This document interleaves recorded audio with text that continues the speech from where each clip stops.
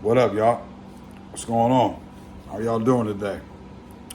Hey, man, today I'm blessed, right? See, I'm alive today. And remember, if you're alive today, you're blessed also. There's a lot of people, their families just tore apart today, right? Because people overdosed today, man. They're dead. They're gone. Never coming back, right?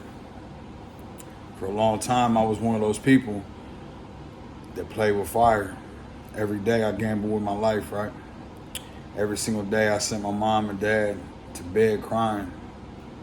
My son to bed crying, right? Everybody around me was living in hell because that's what my addiction did to me, right?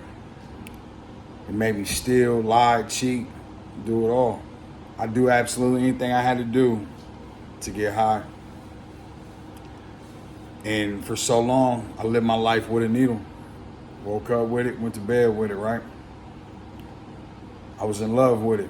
I was married to it. I didn't ever think I'd ever get a divorce from it. And today I'm sober. I've been sober a little over 3 years.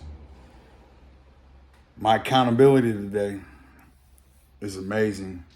Like, I can be accounted on for anything. I go to work. I'm faithful to my wife. There's so many things I do today that I never did in the past. Never cared to do in the past. Didn't want to do in the past, right? I was stuck in addiction. And as we all know, when you're in addiction, it ranks everything, no matter what it is. Well, it did for me. I'm going to speak on my behalf. It did for me, right? I didn't care about family. Didn't care about nothing. I was self-centered, selfish. And today, being sober, I work at a detox center. I get to help others. I get to share my message with people there. I get to listen to theirs. And to me, that's awesome, right? Because it wasn't much long ago, I was sitting in that same situation. I try to be a bit of inspiration to people today instead of a nightmare. I love it, man. Recovery is something that I'm so grateful and thankful for.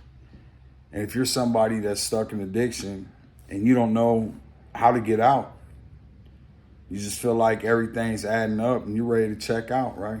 You're ready to take your own life. It's not worth it, man. You got to remember, tomorrow's not promised.